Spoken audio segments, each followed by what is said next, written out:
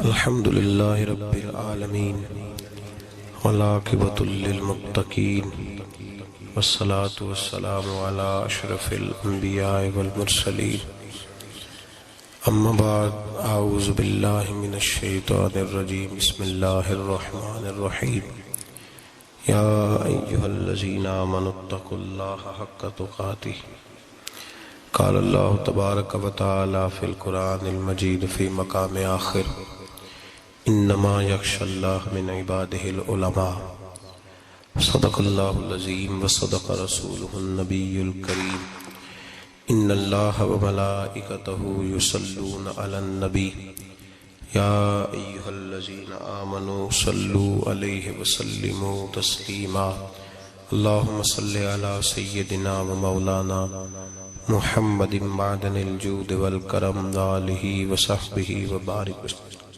حمد و صلات کے بعد انتہائی عزت و تکریم کے لائق سامعین و حاضرین، دوستو، بزرگ اور بھائیوں، محفل شب برات کے عنوان سے اس خوبصورت رات میں اور ان ٹھنڈی ہواؤں میں آپ حضرات تشریف فرمائیں۔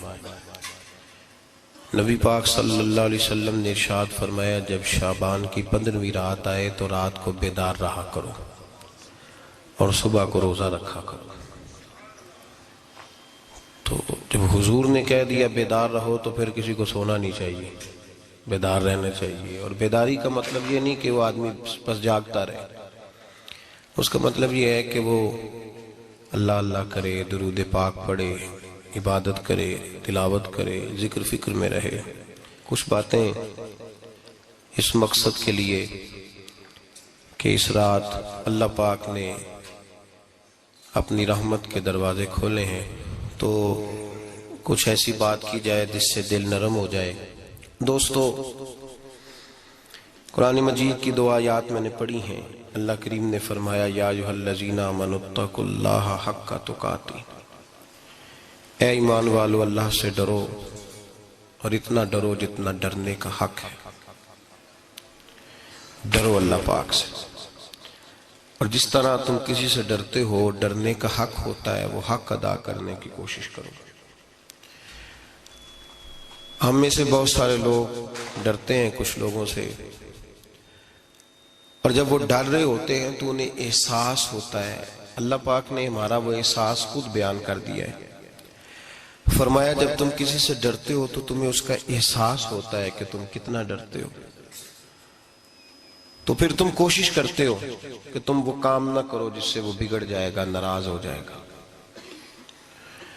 جو لوگ قانون سے ڈرتے ہیں وہ اشارہ نہیں توڑتے، کچھ بھی ہو جائے اشارہ نہیں توڑتے۔ انہیں پتہ ہے کہ یہاں اشارہ توڑیں گے تو الجھ جائیں گے، اور جہاں انہیں فکر نہ ہو کہ کوئی پوچھنے والا نہیں، وہاں ہم نے دیکھا ہے کہ لوگ اشارہ توڑ دیتے ہیں۔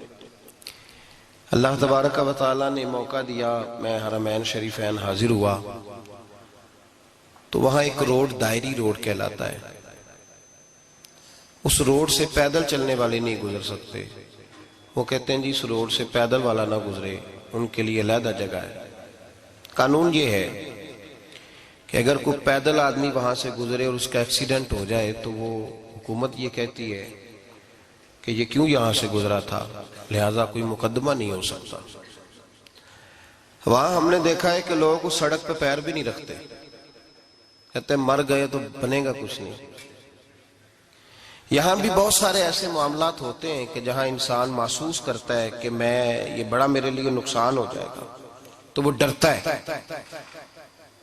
ایک چھوٹی سی بات ہے کہ رات کو کوئی آدمی اپنا دروازہ کھلا رکھ کے نہیں سوتا، حالانکہ کوئی حرج نہیں، کبھی کھلا رہ بھی جاتا ہے، اور اگر کبھی رہ جائے تو جس کی ذمہ داری بند کرنے کی ہو اس کے ساتھ پھر جو رویہ ہوتا ہے گھر والوں کا، یہ خوف ہے ہمارا اندر کا، تو بڑی شدت کے ساتھ ہم اس شخص کو سخت سست کہتے ہیں، ڈانٹتے ہیں، کہتے ہیں تو نے خیال ہی نہیں کیا، جمع پونجی لٹ جاتی تو یہ خوف ہے، یہ ہمارا اندر کا یہ خوف ہے۔ آپ بازار میں جائیں تو درجنوں لوگوں نے گن مین بٹھائے ہوئے ہیں، ان کا دل نہیں کرتا کہ اضافی تنخواہ دی جائے، کیا مطلب ہے ایک آدمی کو اضافی پیسے دینے کا، لیکن وہاں آدمی بٹھایا جاتا ہے اس کو تنخواہ دی جاتی ہے، اس کی روٹی کا بندوبست کیا جاتا ہے، اس کے سارے ضروریات زندگی کا خیال رکھا جاتا ہے، اور پس منظر یہ ہوتا ہے کہ ڈر لگتا ہے اگر یہ شخص نہ ہوا تو ہمارے چوری ہو جائے گی۔ تو اللہ فرماتے ہیں کہ تو جہاں سے ڈرتا ہے تجھے پتا ہے،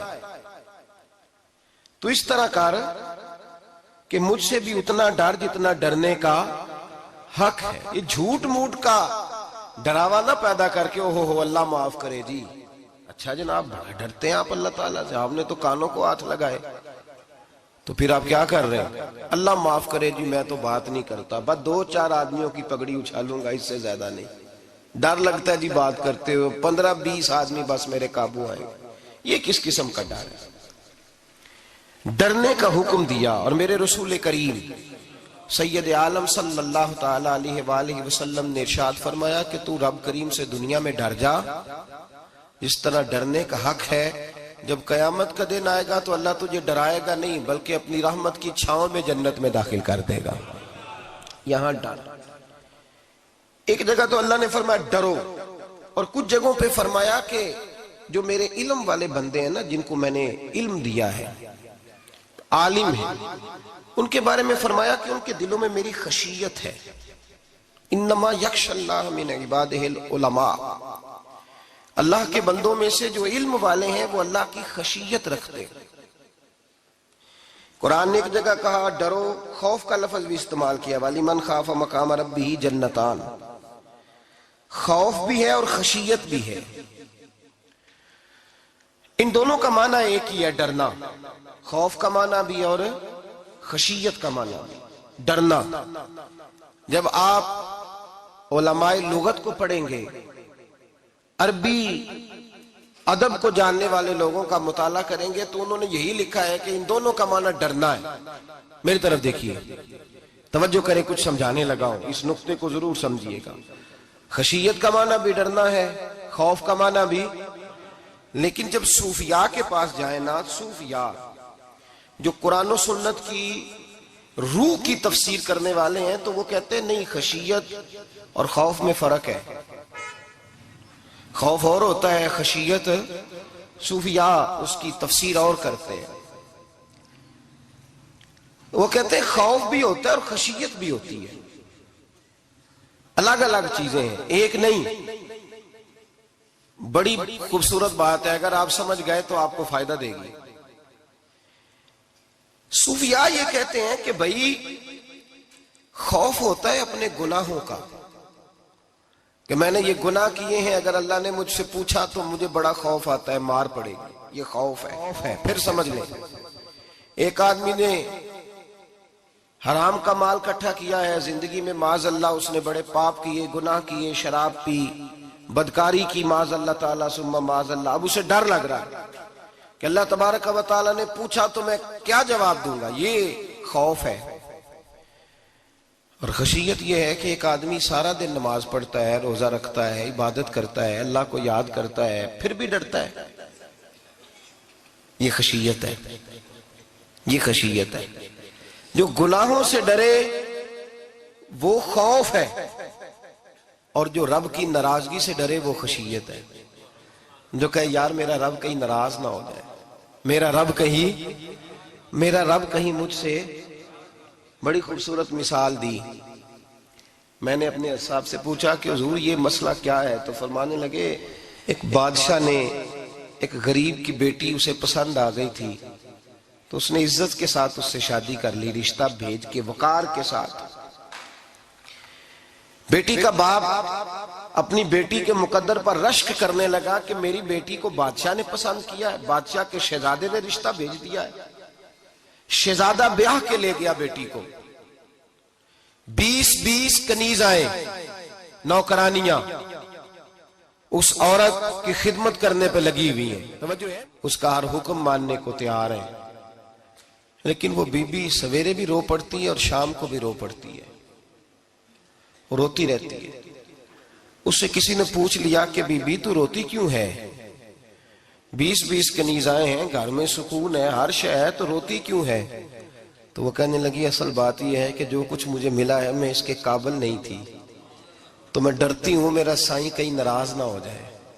وہ ناراض نہ ہو جائے، میں قابل نہیں تھی، میری اوقات نہیں تھی، یہ من آنم کے من دانم، میں جو ہوں اس کا مجھے پتا تو ہے، اس نے میری حیثیت سے، میری اوقات سے، میرے ظرف سے، میری محنت سے بڑا بڑھ کے مجھے عطا کر دیا، میری چونکہ اوقات سے زیادہ دے دیا تو میں ڈرتی ہوں وہ ناراض نہ ہو جائے، کہیں میری یہ کھیل، یہ جو میں نے گھونسلہ بنایا ہے، یہ کہیں میرا ٹوٹ نہ جائے۔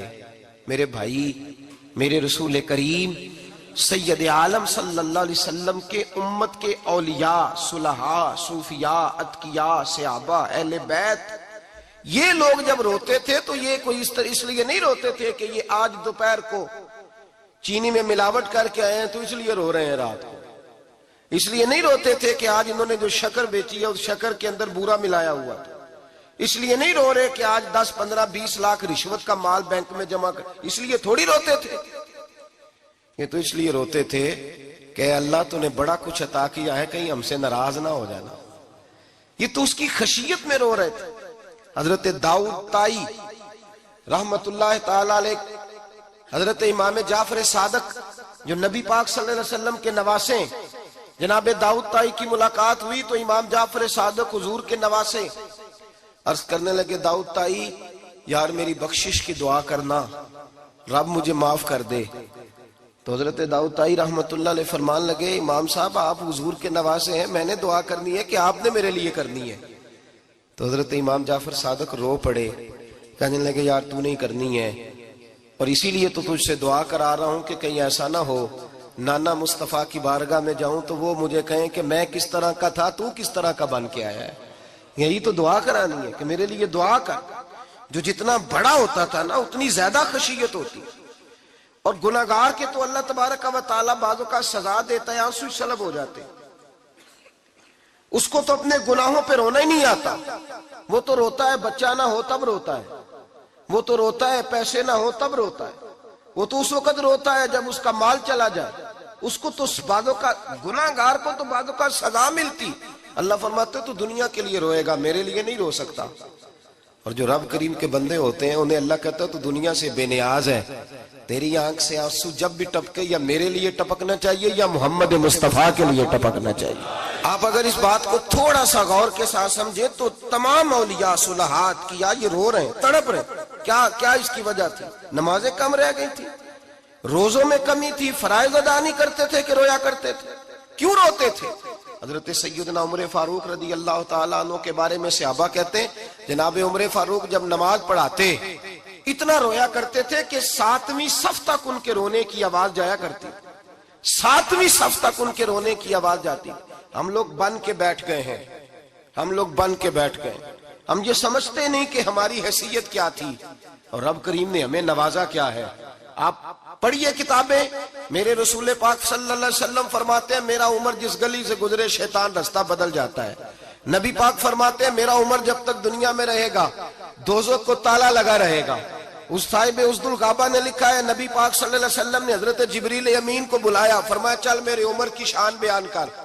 تو حضرت جبریل امین علیہ السلام عرض کرنے لگے یا رسول اللہ صلی اللہ علیہ وسلم 950 سال اگر اللہ مجھے عمر دے، 950 سال رب عمر دے اور پھر بھی میں عمر فاروق کے فضائل بیان کروں تو میں نہیں کر سکتا، عمر کی شان میں نہیں بیان کر سکتا، 950 سال بھی اگر میری عمر ہو۔ نبی پاک نے فرمایا پھر میرے ابو بکر کے بارے میں، عرض کی یا رسول اللہ ابو بکر کی تو بات اس سے بہت آگے کی ہے نا، وہ نبی پاک کتنی عظمت بیان کر رہے ہیں، کس قدر زیادہ رسول کریم صلی اللہ تعالی علیہ وآلہ وسلم ان کی عظمت بیان کرتے ہیں۔ حضرت عمر کیا کہتے ہیں، وہ لوگوں کو بتاتے پھرتے ہیں کہ تم نے دیکھا ہے نا میری کتنی عظمت ہے، وہ یہ نہیں کہتے، حضور فرماتے ہیں عمر کی بڑی شان بڑی شان بڑی شان۔ اور عمر کے پاس جب بھی کوئی جاتا ہے کہتے ہیں عمر آپ کا کیا مقام ہے، تو عمر فرماتے ہیں میں تو اونٹ چرانے والے کا بیٹا ہوں، میں تو اونٹ چرانے والے کا بیٹا ہوں، میں تو اونٹ چرایا کرتا تھا، میں تو 10 اونٹ نہیں سنبھال سکتا۔ حضرت فاروق اعظم رضی اللہ تعالیٰ عنہ سے کو پوچھتے جناب عمر آپ کا کیا حال ہے، تو آپ فرماتے یہ تو میرے مقدر ہے کہ میری بہن نے قرآن سنایا تو میں در رسول تک پہنچ گیا، ورنہ مجھے پوچھنے والا کوئی نہ ہوتا۔ کبھی جناب علی المرتضیٰ کا بازو پکڑ کے کہتے ہیں علی تو نہ ہوتا تو عمر ہلاک ہو جاتا، بھائی حضور شانے بیان کرتے ہیں. نبی پاک کہتے ہیں میرے ابو بکر نے احسانات کیے, بڑے احسانات کیے, میں نے سب کا بدلہ چکا دیا, ابو بکر کا نہیں چکایا. اللہ کی بارگاہ میں عرض کروں گا یا اللہ تو ہی اسے بدلے دے. اور جناب ابو بکر صدیق سے کوئی پوچھتا ہے ابو بکر آپ کا کیا حال ہے, تو ابو بکر صدیق فرماتے ہیں مجھ سے میرے اندر کا عالم نہ پوچھو, اگر قیامت کے دن اعلان ہوا نا کہ سارے لوگ بخشے گئے ایک باقی بچا ہے, تو مجھے ڈر لگتا ہے اکیلا ابو بکر ہی بچ جائے گا جو نہیں بخشا جائے گا, مجھے ڈر آتا ہے. تو بھائی پن کے بیٹھ گئے لوگ, لوگوں کو پوچھ کر کے دیکھیں, کہتے ہیں کیا پاپ کیا ہے, کیا ہو گیا ہے.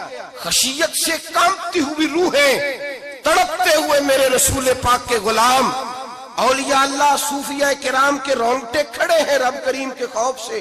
جو جتنا مالک کو جانتا ہے اتنا کانپ رہا ہے, اتنا ڈر رہا ہے.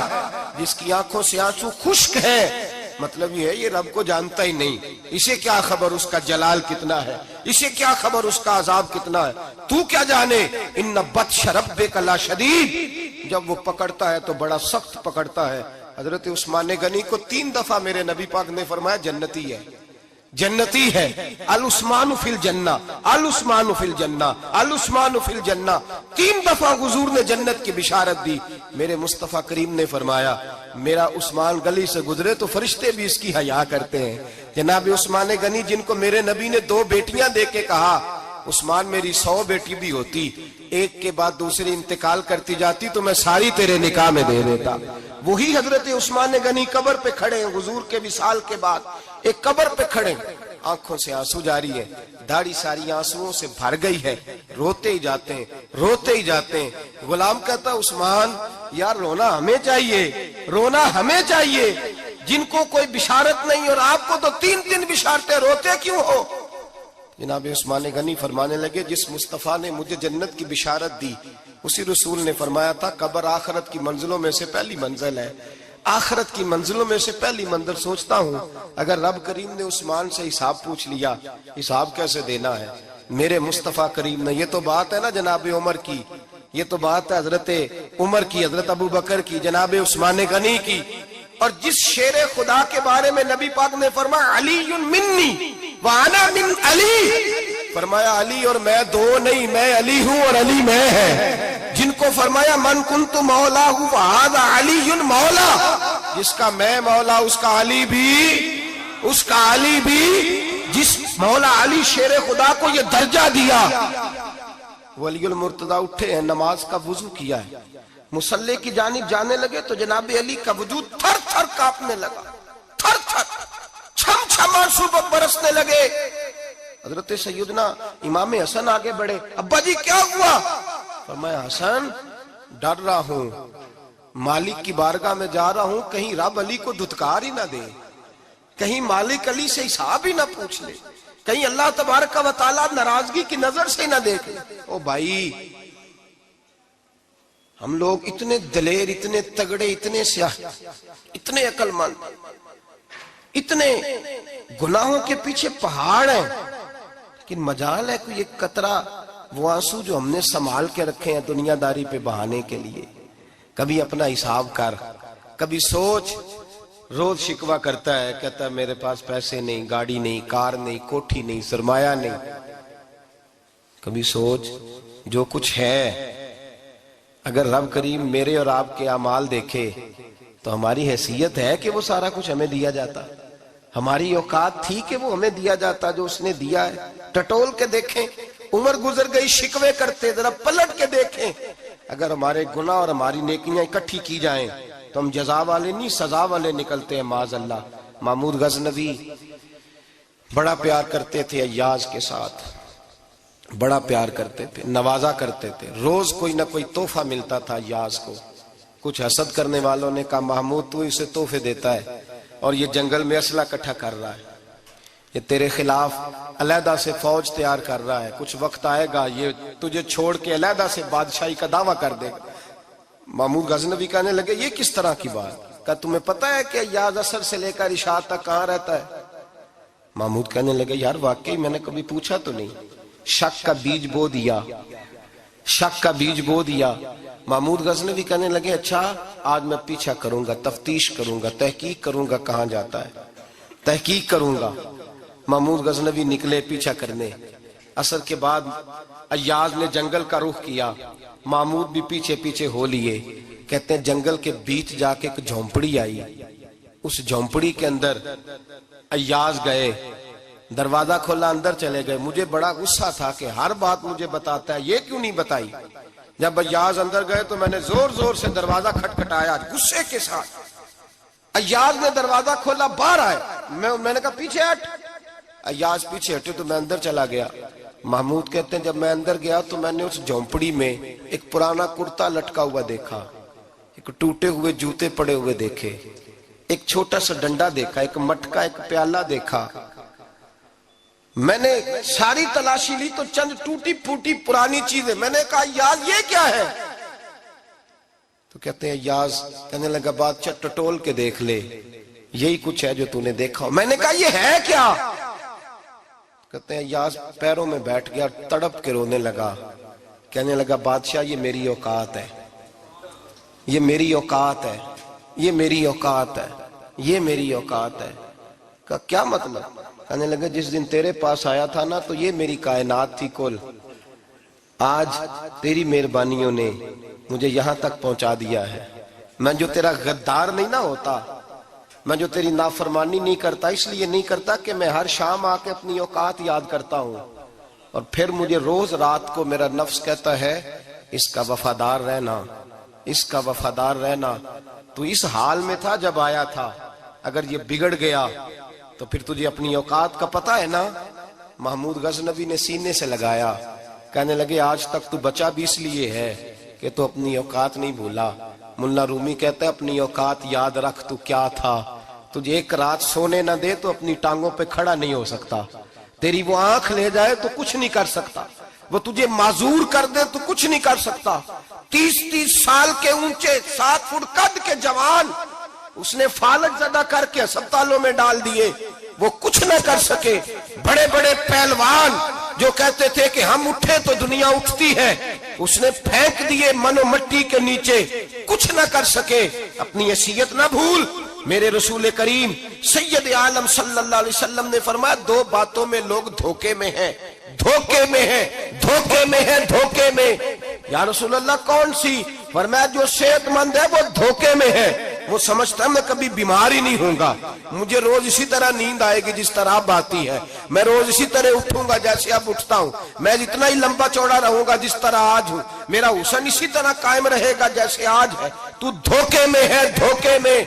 بڑے بڑے آئے اور بڑے بڑے مٹی کا ڈھیر ہو گئے، فنا ہو گئے، کل من علیہ فان، فنا ہو گئے، کوئی پوچھنے والا نہ رہا۔ اور میرے رسول پاک نے فرمایا جو فارغ ہیں، جن کو رب نے اپنی عبادت کے لیے فارغ کیا، اپنے دین کی نوکری کے لیے فارغ، وہ بھی دھوکے میں ہیں، وقت ضائع کر رہے ہیں، چوک اور چوراہے میں کھڑے ہیں۔ میرے بھائی جب اپنی حیثیت انسان بھولتا ہے، حیثیت بھولتا ہے پھر وہ شکوہ کرتا ہے، جب اپنی اوقات بھولتا ہے پھر شکوہ کرتا ہے، جب وہ بھول جاتا ہے کہ میں کیا تھا پھر وہ شکوہ کرتا ہے۔ حضرت سیدنا امام اعمش رحمت اللہ علیہ بازار میں کھڑے تھے تو بادشاہ کا بیٹا گزرا، اکڑ کے گزرا، آپ نے بازو پکڑ کے کھینچا، فرمایا جا کے اپنی ماں سے پوچھ اور اپنے باپ سے پوچھ تیری اوقات کیا ہے۔ اکڑ کے چلتا ہے، جا پوچھ ان سے تیری حیثیت کیا ہے۔ حضرت جناب سیدنا امام اعمش نے ڈانٹا تو واپس آیا، آگے کہنے لگا ابا وہ امام کیا کہتا تھا کہ میری اوقات کیا ہے، کیا اوقات ہے میری؟ تو باپ اور ماں دونوں گھورنے لگے، کہنے لگے بیٹے ہمارے پاس دولت بھی تھی، گھر بھی تھا، مکان بھی تھا، جائیدادیں بھی تھی، بادشاہت بھی تھی، پر ہم دنیا کے دروازوں سے بھیک مانگ مانگ کے تھک گئے تھے۔ عرش کا مالک ایک بیٹا عطا نہیں کرتا تھا، ایک بیٹی نہیں دیتا تھا، تڑپ گئے تھے، روتے تھے، سسکتے تھے۔ پھر وہی امام احمد جنہوں نے آج تجھے گلی میں کھڑا کیا ہے اس کے دروازے پہ جا کے بیٹھ گئے۔ ہم نے کہا رب ناراض ہو گیا، دعا کرو ہم سے راضی ہو جائے، چلو زیادہ نہیں ایک لال ہی ہمیں دے دے۔ کہا امام احمد دعائیں کیا کرتے تھے تو تب اللہ پاک نے تو ہمیں عطا کیا تھا۔ تیری او بھائی اپنی حیثیت کا تو تعین کر، تو بڑھ بڑھ کے باتیں کرتا ہے، تو بڑا کھل کھل کے بولتا ہے، اپنی حیثیت کا تو تعین کرنا، ذرا اندازہ تو کرنا کہ تو کون تھا، کہاں سے آیا ہے، تیری اوقات کیا ہے۔ یہاں لوگ ایک منٹ میں آگے نکل جاتے، پلٹ کے دیکھ تو صحیح۔ اور میرے بھائی جو بڑے لوگ تھے وہ تڑپا کرتے تھے۔ حضرت فضیل بن عیاض رحمت اللہ علیہ فرماتے ہیں بغداد میں بارش نہیں ہوتی تھی، قحط پڑ گیا، جانور پیاس سے مرنے لگے، جوان بچے بوڑھے نڈھال ہونے لگے۔ فرماتے ہیں میں بھی نکلا، سفیان ثوری بھی نکلے، اور بھی کئی صوفیاء میدان میں نکلے، دعائیں مانگی، بارش نہیں ہوتی تھی۔ فرماتے ایک جھونپڑی سے ایک سفید بالوں والا اور گندمی رنگ والا ایک بوڑھا غلام نکلا جو کسی کا ملازم تھا، باہر آیا جھونپڑی سے، ہم اسے دیکھ رہے تھے، وہ ہمیں دیکھ نہیں رہا تھا۔ فرماتے ہیں اس کے چہرے پر عبادت کے نشان تھے، دور سے اس کا چہرہ دیکھتے لگتا تھا کوئی رب کریم کا بندہ ہے۔ فرماتے ہیں ہم اسے اللہ کا ولی جانتے تھے۔ اس نے دعا مانگی کہ تو لفظ پتہ کیا ہے دعا کے؟ ہاتھ اٹھا کے کہنے لگا مولا مجھے پتا ہے یہ جو بارش نہیں نہ ہو رہی ہے میری وجہ سے نہیں ہو رہی، میرے گناہوں کی بڑی لمبی فہرست ہے، بڑی لمبی لائن ہے۔ کہنے لگا اے اللہ میری اکیلے کی وجہ سے سارے بغداد کو سزا تو نہ دے، رب کریم جوان بھوکے، بچے بھوکے، مائیں ترس گئیں، بچے ترس گئے، جانور پانی کے قطرے، اللہ گناہ تو میرے اکیلے کے ہیں اور ان سب کو سزا کیوں دیتا ہے؟ نہ میری سزا سب کو تو نہ دے، میری سزا صرف مجھے دے، ان کو نہ دے۔ کہتے ہیں ابھی اس کے ہاتھ اٹھے ہوئے تھے، دعا بول رہا تھا، رب کریم نے فوراً بارش عطا فرما دی۔ فرماتے ہیں کھل کے بارش برسی۔ میں نے لوگوں سے پوچھا پتہ کرو کس کا غلام ہے، کہا فلاں آدمی کا۔ حضرت فضیل بن عیاض کہتے ہیں میں شام کو گھر چلا گیا، اس کے آقا سے بات کی، خرید لیا۔ میں جب اس کو خرید کے لایا گلی میں جا رہے تھے تو مجھے کھڑا کر کے کہنے لگا فضیل میں نکما سا آدمی ہوں، بال بھی سفید ہیں، مجھ سے تو زیادہ کام ہی نہیں ہوتا، کیوں تو نے پیسے خرچ کیے؟ میں اس قابل ہی نہیں تھا، کیوں خریدا؟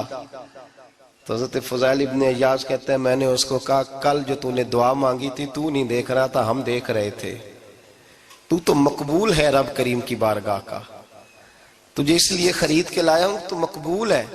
کہتے ہیں یہ لفظ سنے تو ٹھہر گئے، وہ کہنے لگے اچھا آقا مجھے 5 منٹ کا وقت ملے گا؟ میں نے کہا ہاں ہاں ضرور ملے گا۔ کہتے ہیں انہوں نے وہیں نماز کی نیت باندھ لی، 2 رکعتیں پڑھی اور 2 رکعتیں پڑھ کے ہاتھ اٹھائے، کہنے لگے مولا تیرا اور میرا راز تھا، تو نے راز کیوں کھولا؟ اللہ مسترنا بستری کل جمیل، یا اللہ تیرے پاس پیارے پیارے پردے ہیں، ایک پردہ مجھے عطا کر دے، مجھے اپنا رکھ، مجھے لوگوں کے سامنے میرے پردے نہ کھول۔ آپ فرماتے ہیں یہ کہہ کہ وہ زمین پہ بیٹھے کلمہ شہادت پڑھا، ان کی روح پرواز کر گئی۔ میرے بھائی جو زیادہ پرہیزگار تھے، جو بڑے رب کریم کے بندے تھے، ان کے تو آنسو خشکی نہیں ہوتے، وہ تو تڑپا کرتے، صبح شامیں ان کی روح کے گزرتے تھے اور رب کریم کی ناراضگی سے ڈرتے تھے۔ وہ کہتے تھے مالک کہیں ناراض نہ ہو جائے، کہیں بگڑ نہ جائے۔ میرے رسول کریم صلی اللہ علیہ وسلم کے صحابی کہتے ہیں ایک جنگ سے خوشخبری آئی تو جو خوشخبری لانے والے تھے وہ حضرت عمر فاروق رضی اللہ تعالیٰ عنہ کے پاس پہنچے خوشخبری دینے۔ حضرت عمر رضی اللہ تعالیٰ عنہ کھڑے تھے، صحابی نے آ کے کہا عمر مبارک ہو۔ جناب عمر کچھ لوگوں سے گفتگو کر رہے تھے، بات چیت جاری تھی، کہا مبارک ہو فتح ہو گئی۔ حضرت عمر کہنے لگے ٹھہر تو جا، اس سے تو بات کر لینے دے جس سے کر رہا ہوں۔ جب کہنا ٹھہر تو جا تو جو پیچھے کھڑے تھے وہ شرمندہ ہو گئے، اتنی سی بات ہے نا، چودھری تو بندہ بنتا ہی تب ہے جب 5-10 کی ایک دن کے اندر بےزتی کر لے، پڑھا لکھا تو بنتا ہی تب ہے جو 10-15 کو جاہل کہہ لے، تو بڑا تو بنتا ہی تب ہے جو 5-6 کو نیچا دکھا لے۔ تو یہ ہماری ڈگریوں کا تو مزاج ہی بڑا مختلف ہے، ہم تو اعزاز والے ہوتے ہی تب ہیں جب کچھ چھوٹا ہوگا تو ہم بڑے ہوں گے نا، ہم تو چاہتے ہیں ہمیں کچھ چھوٹا ملے، کسی کو چھوٹا کر کے اس کے قد پہ سوار ہو کے بڑا ہونا چاہتے ہیں۔ اتنی سی بات تھی کہ ٹھہر جانا یار پہلے اس کی تو سن لینے دے۔ وہ شرمندہ ہو گئے صاحب، جب وہ شرمندہ ہوئے تو سیدنا فاروق اعظم دوڑے گئے، صحابہ کہتے ہیں گارا تھا، کیچڑ تھا، اس گارے میں سر رکھا، سجدہ کرنے لگے، اٹھے، کہنے لگے مولا اپنے عمر سے ناراض نہ ہو جانا، یہ کل تک اونٹ چرایا کرتا تھا، آج تیری مخلوق کو شرمندہ کرنے لگ گیا ہے، یہ اپنی حیثیت ہی بھول گیا، اسے خبر ہی نہیں کہ یہ کیا تھا۔ یہ آج تیری مخلوق کو شرمندہ کرتا ہے؟ اللہ اپنی عمر سے ناراض نہ ہو جانا۔ وہ شخص کہتے ہیں پیچھے آ کے کھڑا رو رہا ہوں۔ میں نے کہا عمر کیا کر رہے ہو؟ فرمایا نہیں یار، میں نے تجھے شرمندہ کیا ہے، یہ میں بھول گیا تھا کہ میں کیا ہوں۔ بھائی اپنی حیثیت کا تعین کریں، آؤ آج اپنی حیثیت کا تعین کریں، دیکھیں ہم کہاں تھے، کہاں بیٹھے، پلٹ کے دیکھیں کیا تھے، ہم کیا ہیں، راتیں کہاں گزرتی ہیں، صبح کہاں بیتتی ہیں۔ ایک لمحے کے لیے پلٹ کر اپنے ظلم، زیادتیاں، جھوٹ، غیبتیں، بے حیائیاں، اپنی زندگی کے امور کا اگر ہم یک نظر جائزہ لیں، پیچھے پلٹ کے دیکھیں تو حضرت جناب سیدنا غوث اعظم جیلانی رضی اللہ تعالیٰ عنہ فرمایا کرتے تھے اگر لوگ اپنے گناہ یاد کریں تو وہ پریشان ہو جائیں کہ ہمیں پانی کا قطرہ کیوں مل رہا ہے، وہ اگر اپنی غلطیاں یاد کریں تو انہیں احساس ہو کہ ان کا سانس کیسے چل رہا ہے۔ بھائی اگلی بات سنو گے تو اور حیران ہو جاؤ گے۔ حضرت غوث اعظم رضی اللہ تعالیٰ عنہ فرمایا کرتے کہ اب خیال آتا ہے، اب سوچ آتی ہے کہ رب کریم نے کتنی ڈھیل دی ہوئی ہے۔ ہم ہیں کہ سمجھتے ہیں یہ میری عقل مندی کا کمال ہے کہ مجھے سارا کچھ نافرمانی کے باوجود بھی مل رہا ہے۔ بھائی خشیت الہی پیدا کریں۔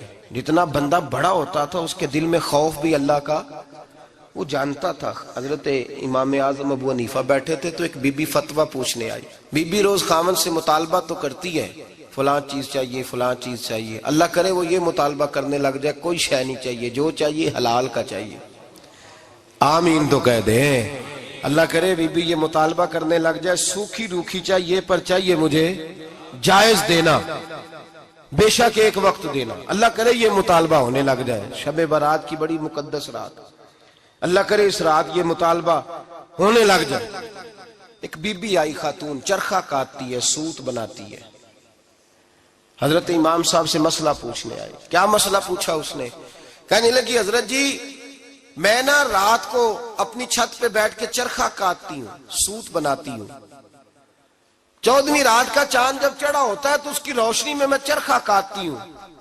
کئی دفعہ نا بادشاہ کا لشکر میری گلی سے گزرتا ہے، بڑے بڑے لالٹین انہوں نے پکڑے ہوتے ہیں، بڑے بڑے روشن دان، بڑی بڑی ان کے اندر روشنی ہوتی ہے۔ تو حضرت جی کئی دفعہ نا وہ جب گزرتے ہیں تو ان کی روشنی میں بھی میں کچھ سوت بنا لیتی ہوں۔ مسئلہ یہ پوچھنا تھا کہ اس روشنی میں میں جو سوت بناتی ہوں اس کی کمائی میرے لیے جائز ہے کہ ناجائز ہے؟ اس کی روشنی میں حضرت امام اعظم نے اللہ اکبر کا اور چھم چھم آنسو گرنے لگے۔ حضرت امام صاحب نے اپنا گریبان پکڑا اور کھینچا، قمیض پھٹ گئی۔ کہنے لگے بی بی مسئلہ چھوڑ، تو پہلے بتا تو ہے کون، کہاں سے آئی ہے، کون ہے، بتا۔ تو کہنے لگی میں حضرت بشر حافی کی ہمشیرہ ہوں، میں حضرت بشر حافی، وہ جو درویش ننگے پیر نہیں پھرتا رہتا بغداد کی گلیوں میں، میں اس عظیم بھائی کی بہن ہوں، بشر حافی کی ہمشیرہ ہوں۔ تو حضرت امام اعظم فرمانے لگے کوئی اور بی بی آتی تو اس کے لیے جائز تھا، کیونکہ وہ جان بوجھ کے تو کسی کی روشنی نہیں استعمال کرتی، خود آتی ہے، کوئی اور آتی تو جائز تھا۔ تیرا مقام بڑا ہے، تیرے لیے جائز نہیں، تیرے لیے جائز نہیں، تو اپنی حیثیت کا تعین کر، یہ تیرے لیے درست نہیں۔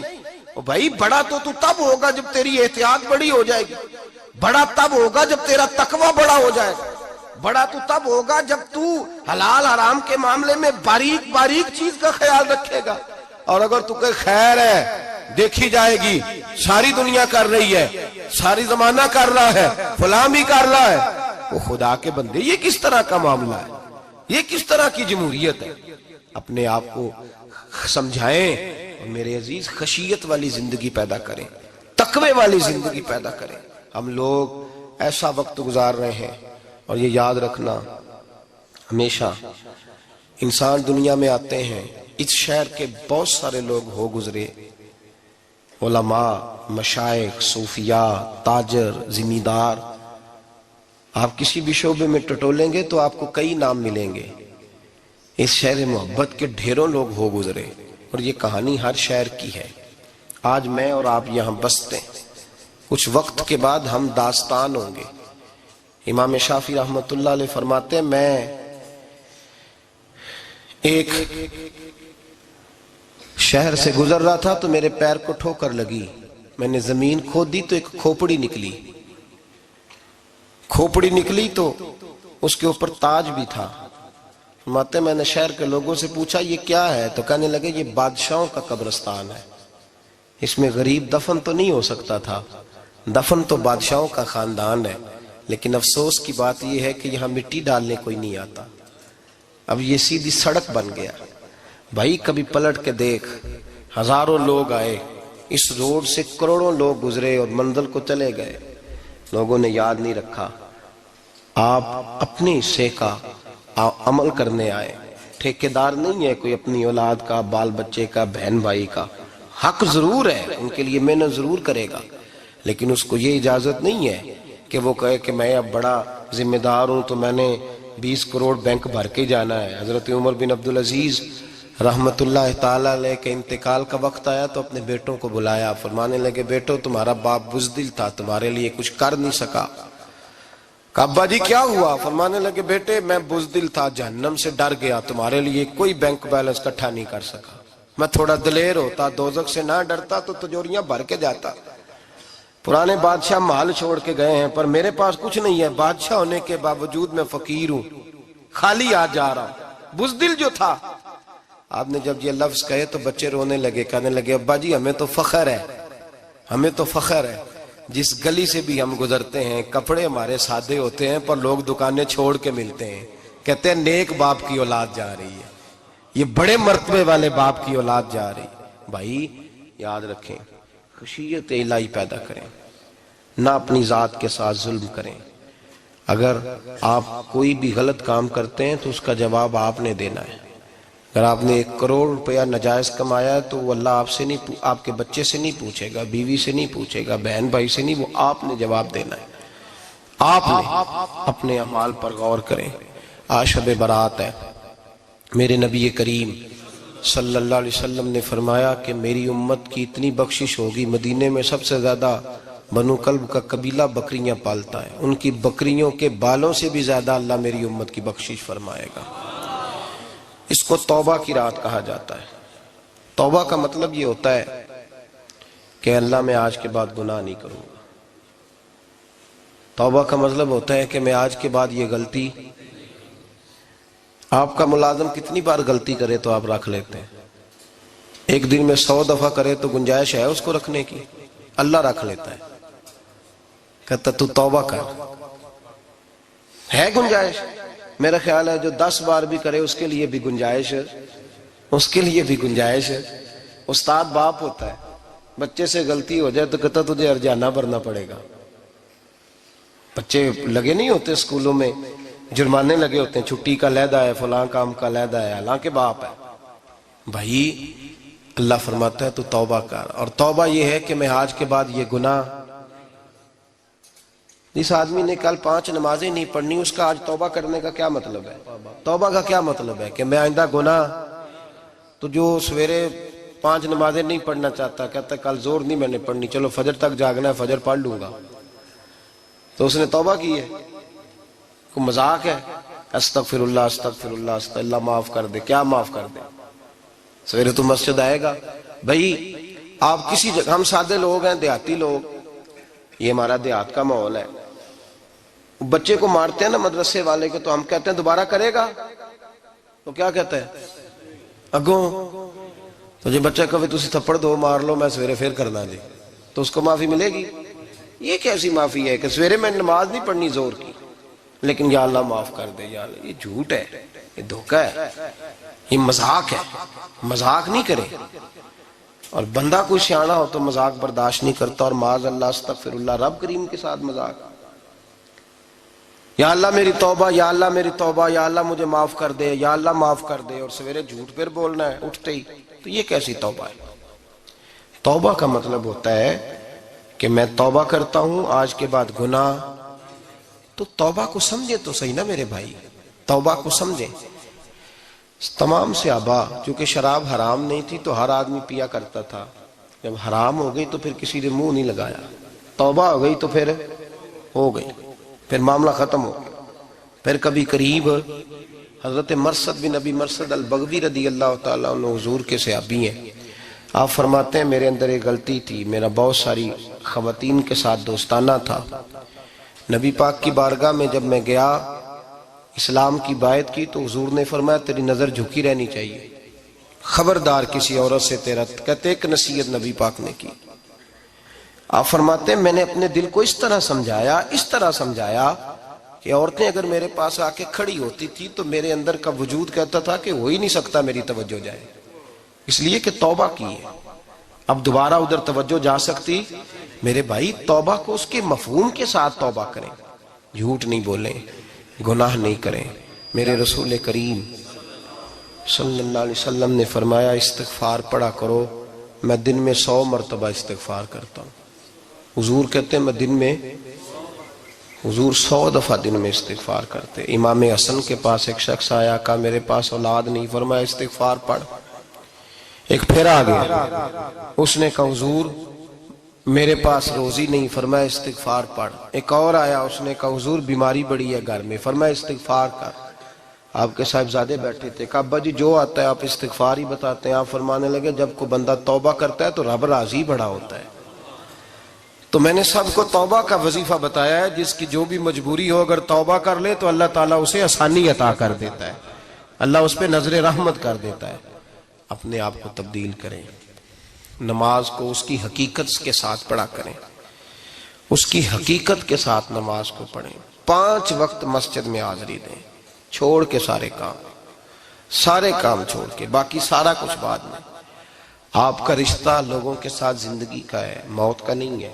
آپ خود دیکھ لیں جن کے بزرگ چلے گئے وہ ڈیلی جاتے ہیں قبرستان، کل بیٹھتا ہے 2 گھنٹے جا کے. والد صاحب ہیں، دادا جی ہیں، نانا جی ہیں، دیکھا کبھی کسی کو صبح گیا ہو شام آیا ہو؟ یہی حال ہمارا ہوگا، بالکل کوئی نہیں جائے. اور پھر جب کوئی انتقال کر جاتا ہے نا تو کوئی یہ نہیں کہتا کہ ابا جی کو غسل دے لو، کہتے ہیں میت کو غسل دو. ماں آنکھوں کی ٹھنڈک ہوتی ہے لیکن کہتے ہیں لاش کو اٹھاؤ، جنازے کو اٹھاؤ. آپ کے رشتے ناتے ختم ہو گئے. اگر آپ ناراض نہ ہوں تو مجھے جنازے پڑھانے کا موقع ملتا ہے. 1-2 بات عرض کرتا ہوں، اس کے بعد ذکر کرتے ہیں، انشاءاللہ دعا ہوگی. جنازوں پہ جانے کا اتفاق ہوتا ہے تو میں جنازے سے محسوس کرتا ہوں بہت ساری چیزوں کو. میں دیکھتا ہوں کہ جنازہ ہونے کے باوجود لوگ یہ سمجھتے ہیں کہ یہ ہونا تھا کام، یہ ہو گیا. اور وہاں کیفیت یہ ہوتی ہے کہ صرف یہی جنازہ ہے، اسی نے فوت ہونا تھا، ہم تو بچے ہوئے ہیں. قرآن پاک سے محبت کرنا، قرآن پاک پڑھنے والوں سے پیار کرنا، قرآن کے مدارس کو آباد کرنا، یہ بڑا مشکل ہوتا جا رہا ہے. ہم ایک مدرسہ چلاتے ہیں، ہم محسوس کرتے ہیں کہ یہ بڑا کٹھن معاملہ ہے، بڑا کٹھن. ایک تو تنقید کی نظر بھی سب سے زیادہ اداروں کی طرف ہوتی ہے اور سب سے کم تعاون بھی اداروں کے ساتھ ہوتا ہے. مجبوری کے ساتھ ادارے وقت گزارتے ہیں. اپنا رجحان مدارس کی جانب کریں اور دین سیکھنے کی طرف رجحان کریں. قرآن مجید صحیح پڑھنا سیکھیں، قرآن مجید صحیح سمجھنا سیکھیں. اور پھر میرے بھائی جو آیات آپ کو ضروری ہیں، نماز جنازہ ہے، وضو ہے، غسل ہے، آپ کے روزمرہ کے معاملات ہیں، وہ کسی اچھی قاری سے، اہل سنت کے کسی شخص سے ان کی درستگی کرائیں، اپنے معاملات پہ غور کریں، یہ ان کوتاہیوں سے باہر آئیں، قرآن پاک سے محبت کریں اور دینداروں کے ساتھ جڑیں. ایک گزارش آپ سے اور کرنی ہے، اس کو بھی کھلے دل کے ساتھ سنیے گا، کھلے دل کے ساتھ. یہ شب برات کی رات ہے اور میں ذمہ داری کا مظاہرہ کرتے ہوئے بات کرنا ضروری سمجھتا ہوں. آپ کسی پیر صاحب سے ملیں، کسی آستانے پہ جائیں، یہ کچھ گزارشات ہیں، بات میری ختم ہو گئی وہ کر کے میں دعا کرنے لگا ہوں. تو شریعت اسلامیہ کا ضرور پاس اور لحاظ کریں. یہ دیکھیں جس صوفی کے پاس، درویش کے پاس، جس کو آپ پیر سمجھ رہے ہیں، اسے کوئی قرآن حدیث بھی آتا ہے، وہ کوئی سنت شریعت کا بھی پابند ہے. میری اپنی جماعت سے ہاتھ باندھ کے گزارش ہے، خدا را اب بس کر دیں، بڑی تباہی ہو گئی اور لمبی چوڑی ہو گئی، تھک گئے ہم کہہ کے. لوگ سمجھتے نہیں اس چیز کو. اعلیٰ حضرت فاضل بریلوی نے لکھا ہے، ادھر دیکھیں، اعلیٰ حضرت نے لکھا ہے کندھوں تک بال رکھنا جائز ہے، کندھوں تک، کندھوں سے نیچے رکھنا حرام ہے. کیسے اس شخص کو لوگ پیر مان لیتے ہیں جس نے داڑھی سنت سے چھوٹی رکھی ہوئی ہے؟ بال بڑے رکھے ہوئے، یہ ملنگ صاحب ہے، ان تماشوں سے باہر آ جائیں، اللہ تبارک و تعالیٰ کی بارگاہ کی طرف رجوع کریں۔ ہم دم کے قائل ہیں، درود کے قائل ہیں، میں سارا دن پتہ نہیں 20 تعویذ لکھ کے دیتا ہوں، ہمارے بزرگوں کا طریقہ ہے، یہ چیزیں جائز ہیں، ان کی شریعت میں اصل ہے، دلیل ہے، لیکن کل دین یہ نہیں ہے۔ اپنے آپ کو بچائیں اور علم کی طرف رجوع کریں، تقوی کی طرف رجوع کریں، ان ظالموں سے، بہروپیوں سے اپنے آپ کو بچائیں۔ اور میں ان لوگوں کو بھی دعوت فکر دیتا ہوں جو ہمیں روز آ کے کہتے ہیں یہ تمہارا پیر تو یہ تمہارا پیر، جب ہم خود کہہ رہے ہیں ہمارا نہیں، تو ہم کسی شرابی کبابی کو اٹھا کے کہہ دیں یہ تمہاری جماعت کا بندہ ہے تو تم رکھ لو گے؟ کہو ہم اگر کہہ دیں تمہاری جماعت یہ درس دیتی ہے تو تم مان لو گے؟ یہ کیا بات ہوئی؟ اگر کسی جماعت کا کوئی شخص غلط ہے، اور ہم درباروں والے نہیں، ہم تو مسجدوں والے لوگ ہیں، دربار تو ایک ضمنی چیز ہے، بن بھی جائے تو ٹھیک ہے، ورنہ تو میرے نبی پاک نے فرمایا ہر مومن کی قبر جنت کا باغ ہوتی ہے، تو اندر دربار ہی بنا ہوا ہے، جنت کھلی ہوئی ہے، اوپر بلڈنگ بننا اتنا ضروری کام؟ مہربانی فرمائیں ایک تو اپنے آپ کو دین کی طرف راغب کریں، رمضان شریف آئے گا اپنی اصلاح کی کوشش کریں، اور جب کسی دینی مجلس میں جائیں تو روح کی دنیا لے کر کے جائیں، کچھ سیکھنے کے ارادے سے جائیں، کچھ درس لینے کے ارادے سے جائیں، جمعے پڑھیں، دروس سنیں، تو کچھ لینے کے ارادے سے جائیں، اور دین کی خدمت میں اپنے حصے ڈالنے کی کوشش کریں۔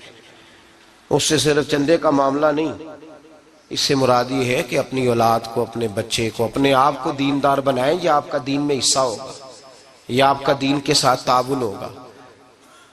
آخری بات میرے بھائی آپ حضرات سے یہ ہے، اس کو ضرور سمجھیں، خواتین کو پردے کا پابند کریں، ان کو پردہ داری سکھائیں، پردہ شریعت میں ضروری ہے، اور جواب دہ عورت نہیں ہوگی، اس کا خامند ہوگا، اس کا باپ، اور اس کا اگر بھائی بڑا سربراہ ہے تو وہ جواب دہ ہوگا کہ عورت بے پردہ کیوں نکلتی ہے۔